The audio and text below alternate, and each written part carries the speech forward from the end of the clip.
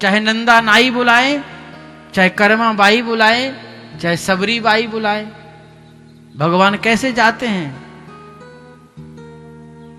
सदना कसाई के यहां नंदा, सदना कसाई जानते हैं? सदना कसाई महाराज मांस बेचते थे, और बेचते भी कैसे थे ये भी मालूम है आपको?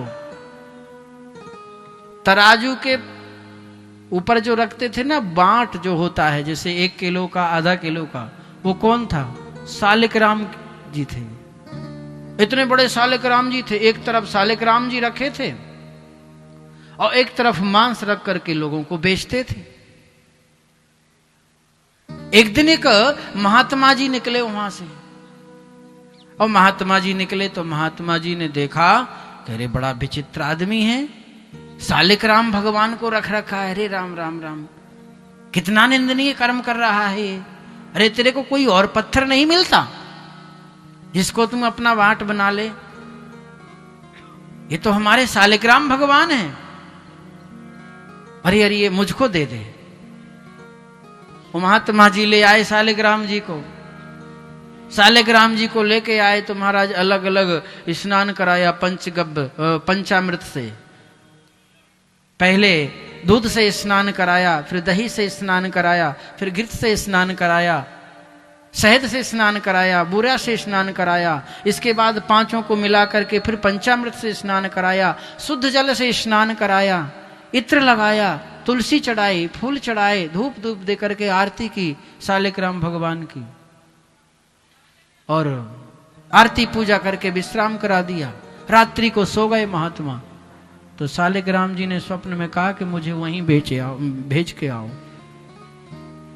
महात्मा की नींद खुली। महात्मा विचार करने लगे कि अरे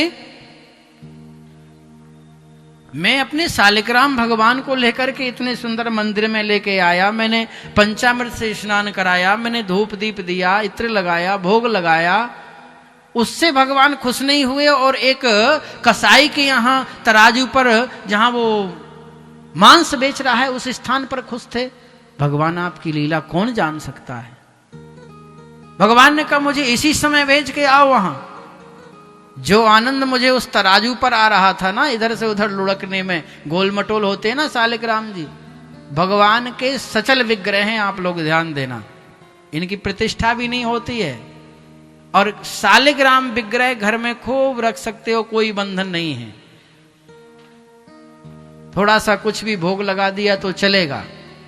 और भगवान के विग्रह जहां होंगे तो वहां तो पूजन होना चाहिए, आरती होनी चाहिए, अष्टयाम सेवा होनी चाहिए भगवान की। तो सालिक राम की सेवा में कोई कमी भी रह जाएगी तो भगवान कभी नाराज नहीं होते। पर वहां इतना आनंद मुझे आ रहा था, कारण क्या था? कारण यही था कि वो सदना कसाई, उसका कसाई के यहां जन्म तो हुआ था पर वो मांस भक्षण नहीं करता था। उसके यहां जो काम होता था पिता के यहां, तो वो धंधा तो उसको करना पड़ रहा था, लेकिन भगवान के प्रति उसकी भावना थी। इसलिए वो भगवान सालिक राम भी चल करके वहां से महात्मा के यहां से कहा कि मुझे तो वहीं भेज के आओ। बड़ी सुंदर कथा है सदना कसाई की। तो माध्यम क्या हुआ? भक्ति। कर्माबाई क्या माध्यम हुआ? आप सबको मालूम है ना। बहुत छोटी थी, और छोटी जब थी तो पिताजी बड़ी सुंदर सेवा करते थे बाल कृष्ण भगवान की, और वो बैठ के देखती रहती थी।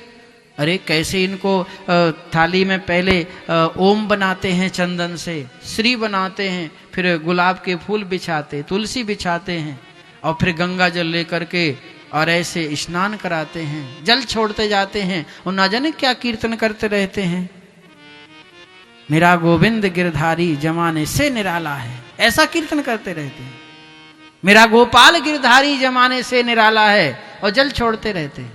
फिर वस्त्र से पहुंचते हैं उनको, फिर बढ़िया इत्र लेकर के उनको मालिश करते हैं शरीर में, वस्त्र पहनाते हैं, तिलक लगाते हैं, तुलसी फूल चढ़ाते हैं, भोग लगाते हैं।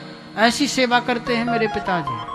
देख रही थी, देखते देखते देखते देखते उस बालिका के अंदर वो भक्ति जागृत हो गई। पिताजी कभी निकल गए, कहीं किसी कार्य में व्यस्त हो गए। बेटी से कह गए थे तू मेरे बाल कृष्ण की पूजा कर लेना। कर्मा ने कहा ठीक है। अब कर्मा बड़े सुंदर भाव से सुबह जल्दी नहाई प्रातः काल, और साफ सुंदर वस्त्र पहन करके, साफ सुथरे पवित्र वस्त्र धारण करके आ गई भगवान के मंदिर में। ताली बजा करके और गीत गा करके उनको उठा लिया, जगा लिया, स्नान कराया उनको, स्नान करा के उनको वस्त्र पहनाए, तिलक चंदन लगाया, तुलसी फूल चढ़ाए, धूप दीप दे दिया। और फिर मन में विचार आया कि आज बहुत सुंदर खिचड़ी बनाऊं। यही कर्मा बाई जो राजस्थान की थी ना, और राजस्थान में महाराज खिचड़ी बड़ी प्रसिद्ध है। इस समय चल रही है ना आपके यहाँ ठंडी में बाजरे की खिचड़ी, और वैसे तो खिचड़ी बनती है हर समय है। कहावत है ना कि घी बनावे खिचड़ी और नाम बहू को होए। कर्मा बाई ने सुंदर खिचड़ी बनाई और खिचड़ी बना करके थाली में आरोग लिया। एक कटोरी में सुंदर गाय का घी रख लिया और लेकर के भगवान के सामने आ गई। तुलसी दल छोड़ दिया, अंदर रख दिया और पर्दा बंद कर दिया और हाथ जोड़ करके बैठ गई।